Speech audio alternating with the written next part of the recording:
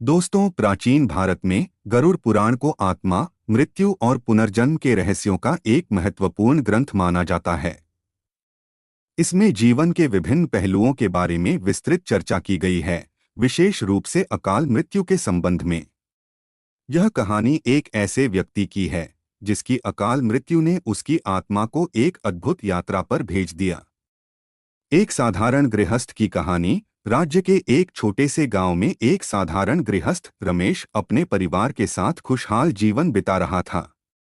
वह मेहनती था और अपने काम में ईमानदारी से जुटा रहता था।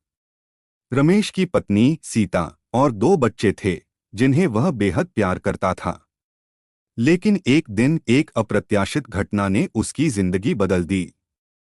एक तेज बारिश के दौरान रमेश खेत में काम कर रहा था। अचानक एक पेड़ उसकी ओर गिरा और उसकी अकाल मृत्यु हो गई। उसके परिवार को इस घटना से गहरा सदमा लगा। लेकिन इस घटना का असली प्रभाव रमेश की आत्मा पर पड़ा। रमेश की आत्मा जब शरीर से मुक्त हुई तो वह चकित हो गई। उसने देखा कि उसका शरीर गिरा हुआ है और उसके परिजनों का रोना पीटना सुनाई दे रहा है। रमेश की आत्मा ने अपने परिवार को छोड़ते हुए एक अदृश्य मार्ग पर चलना शुरू किया। यह मार्ग उसे एक दिव्य स्थान की ओर ले जा रहा था। जल्द ही उसने यमराज के दरबार में प्रवेश किया। यमराज, जो मृत्यु के देवता हैं, ने उसे अपनी मृत्यु का कारण बताया। उन्होंने कहा, तुम्हारी मृत्यु अचानक हुई है और अब तुम्हें अपने कर्मों का लेखा जोखा देना होगा। यमराज ने रमेश की जिंदगी की सभी गतिविधियों को उसके सामने प्रस्तुत किया। अच्छे कर्मों के साथ साथ उसके बुरे कर्म भी उजागर हुए। रमेश ने अपनी ईमानदारी, मेहनत और परिवार के प्रति प्रेम को याद किया, लेकिन कुछ गलतियों और अनैतिक कार्यों को भी स्वीकार किया। यमराज ने कहा, तुम्हारे कर्मों के अनुसार तुम्हें एक नया जीवन मिलेगा। यमराज ने रमेश को पुनर्जन्म के विभिन्न विकल्प दिए। उन्होंने कहा, यदि तुम चाहते हो कि तुम्हारी आत्मा शांति पाए और स्वर्ग की ओर जाए, तो तुम्हें अपने कर्मों को सुधारना होगा।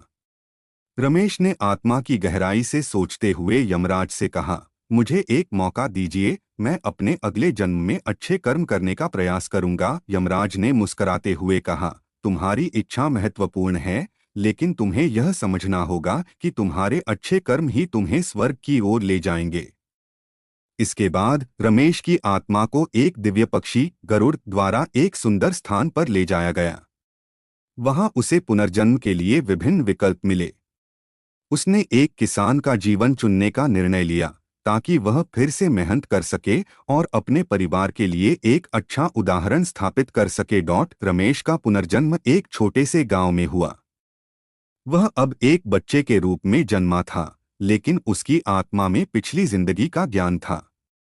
उसने अपने माता पिता को प्यार और आदर से देखा और यह समझा कि उसे अपने नए जीवन में अच्छे कर्म करने हैं। जैसे जैसे वह बड़ा होता गया, उसने मेहनत और ईमानदारी से काम करना शुरू किया।